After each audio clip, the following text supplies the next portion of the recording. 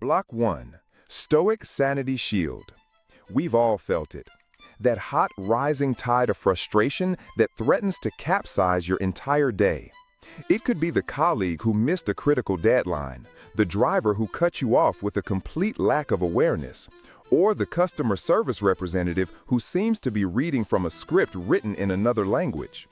It's the feeling of your own carefully constructed plans, your peace of mind, your very sanity being held hostage by someone else's incompetence.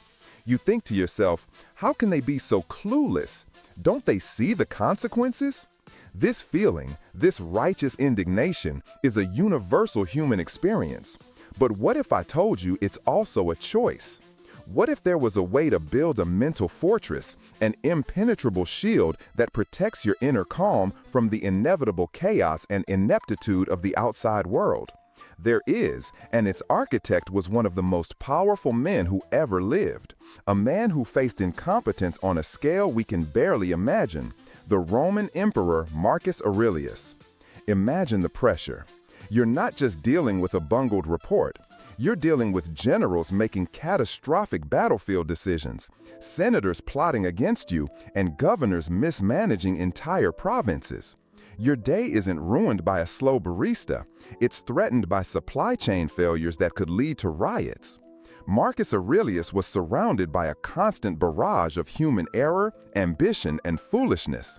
Yet, he is remembered not as a stressed-out, perpetually angry ruler, but as a paragon of wisdom and tranquility. How? He developed and rigorously practiced a technique we're calling the Sanity Shield. This wasn't a magical artifact. It was a psychological strategy, a disciplined way of thinking, built upon a core Stoic principle that is breathtakingly simple yet profoundly difficult to master: the dichotomy of control. This is the absolute bedrock of Stoicism and the foundation of the shield. The philosophy states that everything in life can be divided into two categories: things that are within our control and things that are not. Now, we hear this all the time, but we rarely stop to truly absorb its implications, especially when it comes to other people. What is in our control? The Stoics are brutally specific here. It's our thoughts, our judgments, our choices, our responses, our own will. That's it. That's the entire list. What's not in our control? Literally everything else. The weather, the economy, our health to a large degree, and most importantly for our sanity, the actions, opinions, and mistakes of other people. The incompetence of your colleague? Not in your control. The bad driving of a stranger? Not in your control. The fact that someone doesn't understand what seems obvious to you? Absolutely, unequivocally not in your control. The moment we get frustrated, angry, or anxious about someone else's actions, we are making a fundamental error. We are trying to control the uncontrollable. We are mentally trespassing into a domain that is not ours, and we are paying the price with our own peace. Marcus Aurelius understood this on a visceral level. He wrote in his private journal, "When you wake up in the morning, tell yourself, the people I deal with today will be meddling, ungrateful, arrogant, dishonest, jealous, and surly. They are like this because they can't tell good from evil." This isn't a cynical complaint, it's a strategic preparation. He was arming his mind. He was reminding himself that the flawed nature of others is an external fact of the world, like the rising of the sun or the changing of the tides. It is something to be anticipated and navigated, not something to be raged against. So, how do we build this shield? The first step is a radical act of reframing. When someone makes a mistake that affects you, your knee-jerk reaction is to personalize it. They are ruining my project. They are disrespecting my time. The Sanity Shield requires you to shift your perspective from a personal affront to an impersonal event.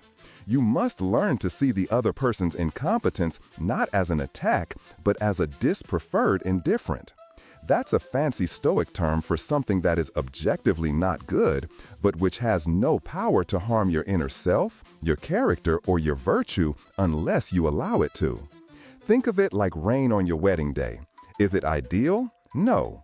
Does it have the power to ruin the marriage or your love for your partner? Absolutely not, unless you grant it that power by focusing on it, by raging at the clouds. Your colleague's mistake is the rain.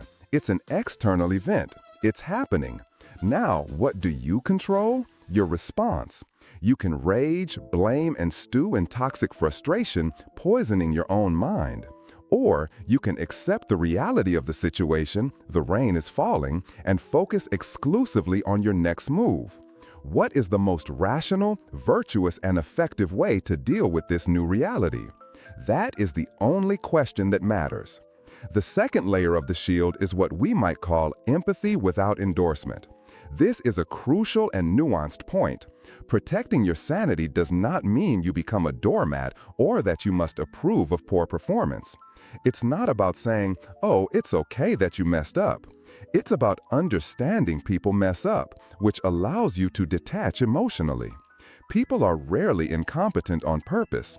Their failures are almost always a result of their own ignorance, fear, stress, or lack of training, things that are, again, outside of your control. Marcus would remind himself that these people are doing what seems right to them based on their own flawed judgments. By trying to understand the root of their error, you move from a position of anger to one of almost clinical observation. You become a strategist, not a victim. You can still hold them accountable. You can still provide feedback. You can still create systems to prevent future errors. But you do it from a place of calm, rational problem solving, not from a place of bitter personal resentment.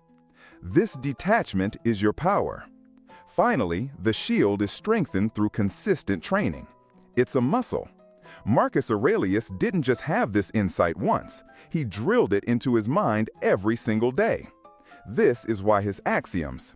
He was constantly reminding himself of these principles. So, how do we train? When you feel that spark of frustration, pause. Acknowledge the feeling. Then consciously ask the question, is the source of this feeling within my control or outside of it? If it's outside, as it almost always is with others' incompetence, take a deep breath and consciously release your claim over it. Visualize it. See your anger as a heavy rock you are choosing to put down. It was never yours to carry in the first place. You were trying to carry someone else's rock. By observing, acknowledging, and then releasing the need for others to meet your expectations, you reclaim 100% of your emotional energy.